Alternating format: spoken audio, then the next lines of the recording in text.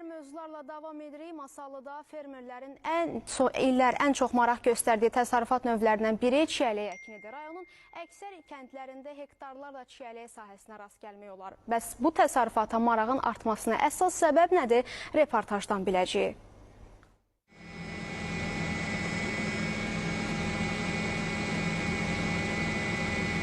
Bəzi sahələrdə çiyələk yığımı gedir, bəzilərində əkinə hazırlıq görülür, digər sahəyə qulluq edilir. Çiyələk əkib becərənlər demək olar ki, il boyu iş başındadılar. Masalının ondan artıq kəndində hektarlarla çiyələk sahəsi var. Devlətin dəstəyi ilə bizim cənub bölgəsində tədarük məntəqələrinin, yəni ki, soyuducu anbarların tikilməsidir. Biz əkdiyimiz məhsulu bizi qane edəcək qiymətə aparıb həmin tədarük məntəqələrində onlara satırıq. Neçə satırsınız? Qiymət ortalama götürəndə belə 2 manat 50 qəpiyə gəlir düşür. Bu da biz fermerləri qane eləyir.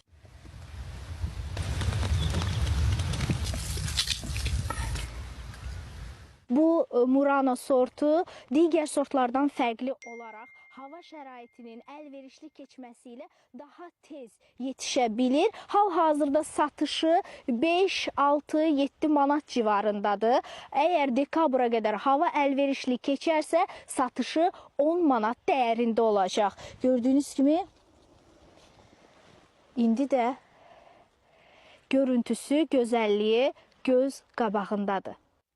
Masallıda 6 tədarük məntəqəsi var. Soyuducu anbar gün ərzində 200 ton məhsul qəbul edə bilir. Bu baxımdan çətinlik yoxdur. Çətinlik işçi sırasındadır. Çiyələk sahələrində işçiyə ehtiyac var. Bura avqust ayından biz başlamışıq. Şumlamaq, şırımları çəkmək, örtmək üstün, damlamaları çəkmək. Belə də ki, işimiz yaxşıdır. Bir dənə bizdə biraz çətinlik, işçi çatışmazlığı olur. Ona görə ki, oradakı sahələr çox əkilir. 50 nəfərdən çox bir dəqiqə hal-hazırda burada işçi işləyir. Yerlərimiz getdikcə genişlənir, çoxalıb, amma fəhliyə ehtiyacımız çox böyük olub. Nə qədər qazanır ümumiyyətlə fəhli? Qazanımız hardasa qışdan, yay mövsümündə dəyişikliklərimiz çox olur. Gəlirli olduğundan fermerlər çiyələk sahələrini ildən ilə genişləndirirlər. Hazırda da gələn ilin məhsulu üçün ştil əkini gedir.